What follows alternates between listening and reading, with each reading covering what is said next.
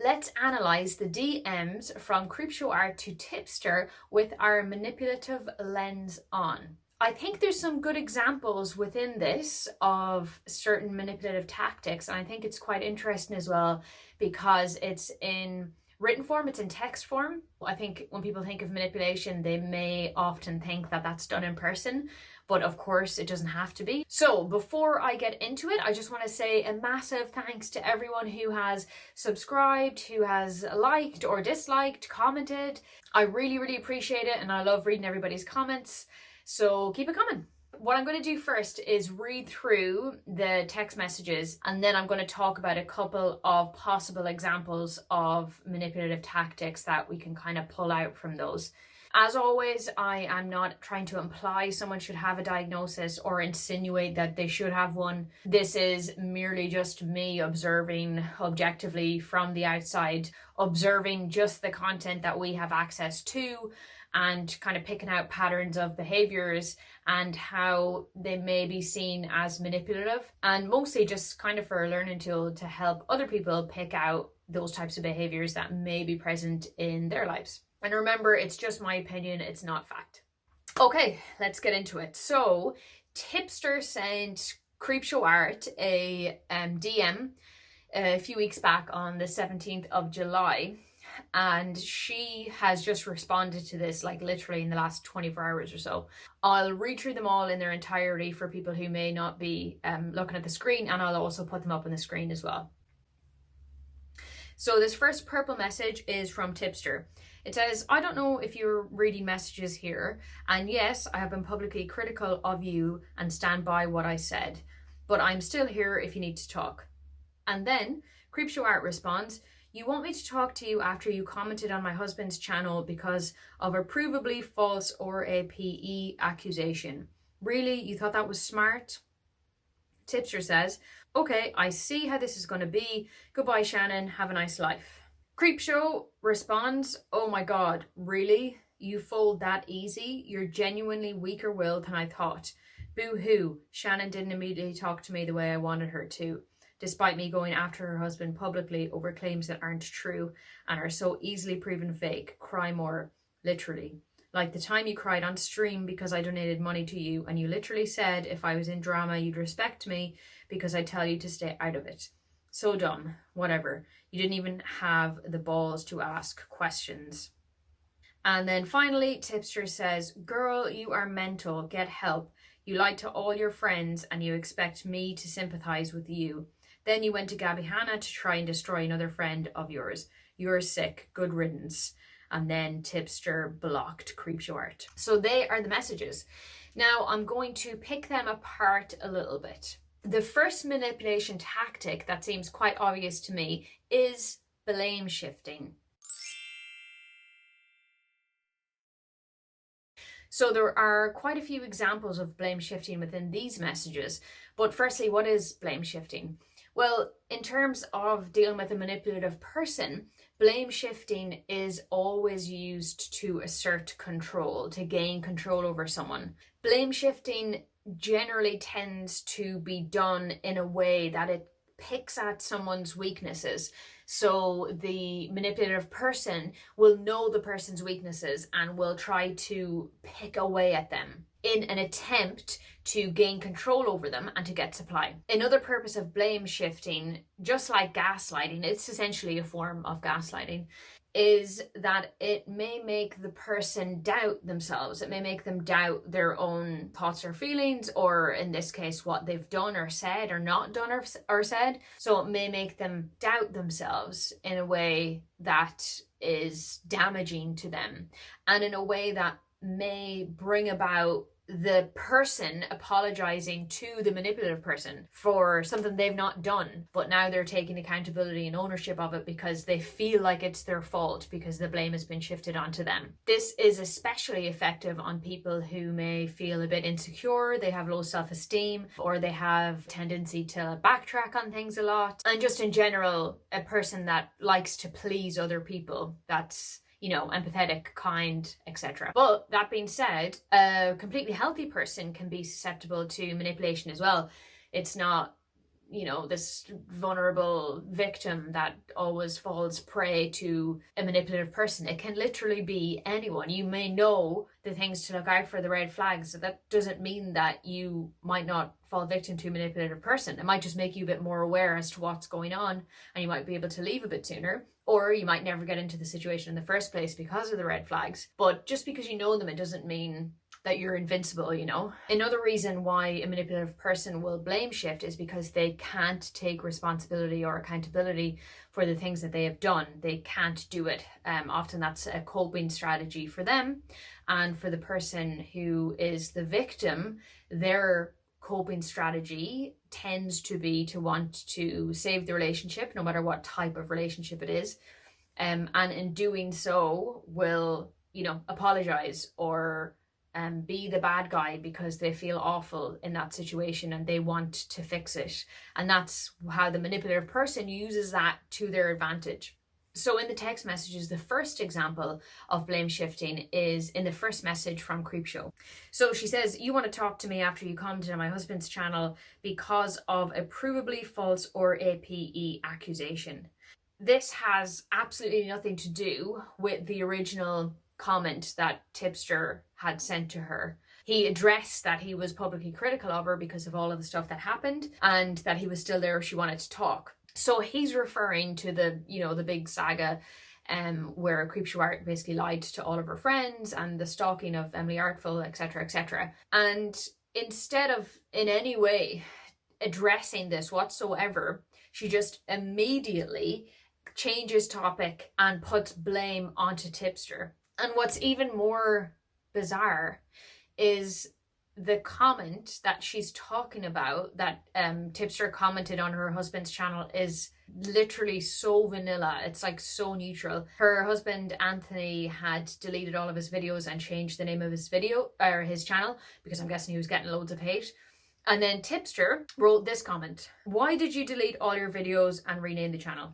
So that was literally it. I think that's pretty vanilla, pretty neutral. He's not accusing him of anything, doesn't mention RAPE, nothing, just generally wanting to know, which I think is fair enough. Is that not so bizarre that she is shifting blame for her husband's accusations of RAPE just because Tipster commented on her husband's channel asking why the videos were deleted and the channel was renamed? They've nothing to do with each other. It's bizarre. And then the next example of blame shifting is in her following text message, and it's the part where she says, "Boo-hoo, Shannon didn't immediately talk to me the way I wanted her to, despite me going after her husband publicly over claims that aren't true and are so easily proven fake. Cry more."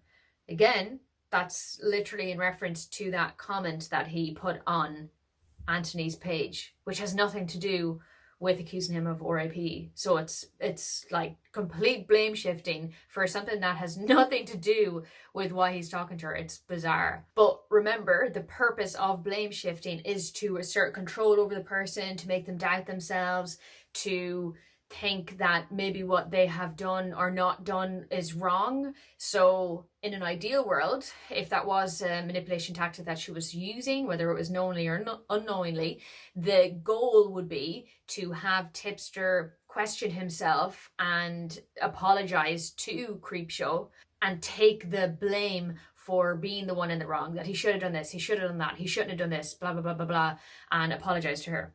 So he would literally be taking accountability for accusing her husband of RAPE just because he posted a comment on his page asking why he deleted the videos and changed the channel name. That's literally it. And the next manipulative tactic, which goes kind of hand in hand with blame shifting a lot of the time, is deflection. Manipulative people do not like to be challenged at all. They do not like to be challenged because if they're challenged, It first of all means someone's probably wanting them to take accountability and responsibility for something, and secondly, it's a threat to their control, because if they're being challenged, they're not in control of the situation or the person. And remember, with manipulative people, they tend not to be able to sort things out in the way that non-manipulative people do, you know, in a straightforward way where you can sit down, talk to someone, ask kind of open-ended questions back and forth, so it goes both ways, like, oh, I didn't realize that you know, maybe felt like that. How did you feel when I did X or Y or whatever? That kind of back and forth, getting to know how your actions affect another person. That doesn't usually happen with manipulative people.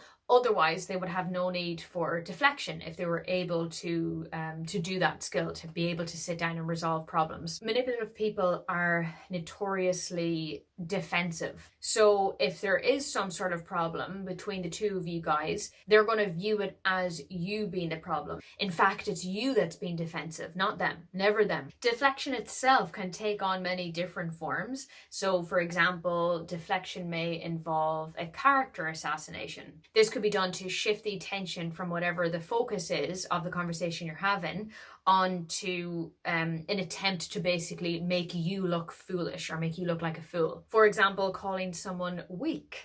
Sound familiar? Another example of how to deflect could be to attempt to like ridicule, kind of mock, humiliate someone. So this could involve quite a lot of sarcastic comments or tones with sarcasm. Also sound a bit familiar? So now we'll look at the text messages and pull out some of these examples from there. So CreepShow's first message, it was an example of blame shifting and also deflection. The part that says, really, you thought that was smart. So that falls in line perfectly with the ridicule, humiliating way that a manipulative person will interact with you in order to make you sound like irrelevant, make you sound stupid, make you sound like your opinion on the matter, or your comment in this case that Tipster said, was just ridiculous, that it shouldn't have been there, that it's irrational, that it shouldn't even be up for discussion, it shouldn't even be on the table. Another example of this is in her second text message, and it is the part that says, oh my god, really? You fold that easy? You're genuinely weaker willed than I thought. So that's a really good example of character assassination, in that she's actually saying that she actually thought he was weak beforehand, but now after this she thinks he's even weaker than she thought. So it's like a double insult, like, you're worse than I thought, I can't believe this. And it's again a personal attack on his character, implying, or trying to imply at least, that he's a weak person. And it could be seen again as an attempt to deflect away from the topic at hand, and now instead we're talking about Tipster's character for some reason. And another example of this from the same message is the bit where she talks about the money. So she says, like the time you cried on stream because I donated money to you, and you literally said if I was in drama you'd respect me because I tell you to stay out of it. So dumb. Again, she's implying that it's probably linked to calling him weak earlier on, but that he cried because she gave him money. Like, why is that seen as a negative? Because to me it seems like she's implying that as a negative, like, oh my god, you cried when I did this. And interestingly, Tipster says that he has no recollection of crying. He remembers her giving her money, and he was really pleased about the fact that she had donated money to the channel, but he doesn't remember crying at all. And he also doesn't remember the comment that she says about him respecting her if she's in drama, that he said that apparently. He says he has absolutely no recollection of that whatsoever either. So that's quite interesting. It could be an example of gaslighting, so trying to distort Tipster's reality, if that is true, and if we were to believe Tipster and not CreepShow Art. What I also thought was interesting in that is that there seems to be almost a like transactional element in the money that she donated. I wonder what the motivation was for her to donate that money in the first place, because it's odd that she would say that, she would link those together. Like, I gave you money and then you said this. If he had said that, why is the money part of it relevant? Why not just say, oh, remember that time that we were talking about this and you said you'd respect me if I was in drama, blah, blah, blah, blah, blah.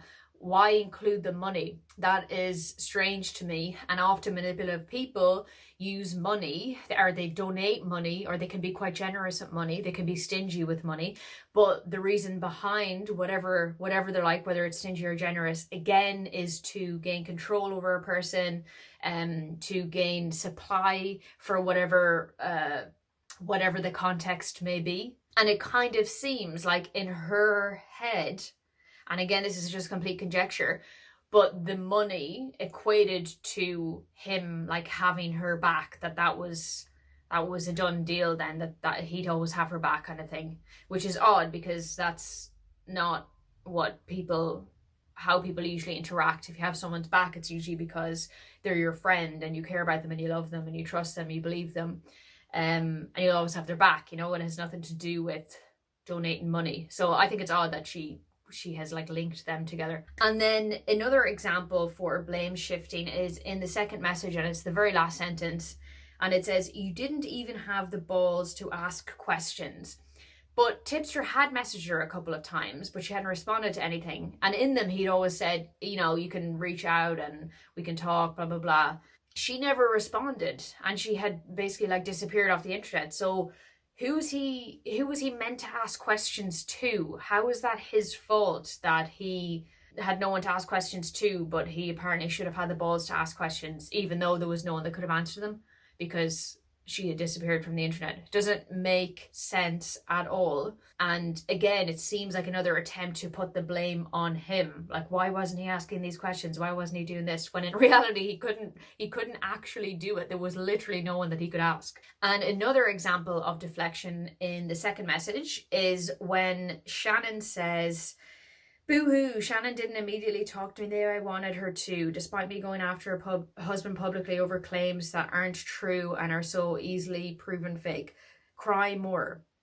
So for me, that kind of screams like there's a massive sarcastic undertone in that. And as we know, sarcasm can be used in an attempt to ridicule someone or to mock them, and by proxy, again, deflecting from what the actual topic at hand is, and again, onto them. And lastly, with Tipster's responses, some of the things he said I thought were quite good. Some of the other stuff, maybe not so much in terms of talking to a manipulative person. It's definitely for the best that he blocked her after that last one. The things to keep in mind: try as much as possible to stick to the original topic. And I think it's quite good in the last message that Tipster puts up. He reverts back to, saying, look, you want me to sympathize with you even though you've been lying to all your friends. So he brings it back to what the original topic was and the reason why he messaged her in the first place. It's better not to try to correct the manipulative person and instead just bring it back, keep bringing it back to whatever it was the actual point of the conversation or what the topic was actually meant to be about. And secondly, accept that with a manipulative person, there's not going to be a mutual understanding or a mutual agreement. Or if there is, for the most part, it probably won't last very long. And I think once you accept that, it probably makes future conflicts a little bit easier. You're not going to, get your hopes up too high and think things are going to change miraculously when they don't. The best thing to do in situations of conflict like that is to just not play, not get engaged, not, text back, not communicate. Or if for some reason you have to, for example, a family member or you've got kids with a manipulative person, very low contact, not emotive at all, try not to get worked up. Try to kind of avoid as much of that as you possibly can. And of course, if the manipulative person you're dealing with is dangerous or in any way that you feel unsafe, 100% go and get help from a therapist or a professional if you're thinking about leaving or anything like that. Don't ever do anything that you think is going to compromise your safety. All right, guys, and that is it for today. I was trying for this whole video to stare into the lens, which I'm doing right now, because somebody commented and said that I don't ever look into the lens. So I was like, oh, I'm gonna try to do that. And it was really hard.